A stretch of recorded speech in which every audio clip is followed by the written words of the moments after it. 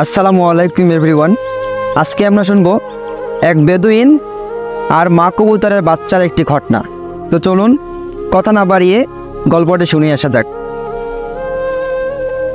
এক বেদুইন তার কাপড়ের অস্তিত্বের ভিতরে কিছু লুকিয়ে হুজুর সাল্লাল্লাহু আলাইহি ওয়াসাল্লামের খেদমতে হাজির হলো এবং বলল, হে মুহাম্মদ, তুমি যদি বলতে পারো যে আমার কাপড়ের ভিতরে কি আছে, তাহলে আমি স্বীকার করব যে তুমি সত্যিকার নবী।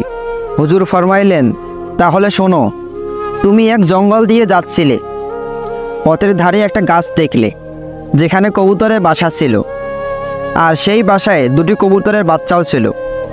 তুমি যখন বাচ্চা দুটি ধরে নিয়ে আসতেছিলে, ঠিক তখনই স্ত্রী কবুতরটি তোমার উপর ঝাঁপিয়ে পড়ছিল, তখন তুমি সেটাকেও ধরে ফেলেছো। এই মুহূর্তে সেই স্ত্রী কবুতর ও বাচ্চাদ্বয় তোমার কাপড়ের আস্তিনের ভিতরে লুকায়িত আছে। বেদুইন এর কথা শুনে বিস্মিত হয়ে গেল এবং সঙ্গে সঙ্গে ঘোষণা করলো যে আমি সাক্ষ্য দিচ্ছি যে আল্লাহ ছাড়া আর কোনো মাবুদ নাই, নিশ্চয়ই আপনি আল্লাহর রাসূল। আমাদের হুজুর সাল্লাল্লাহু আলাইহি ওয়াসাল্লামের কাছে কিছু গোপন ছিল না।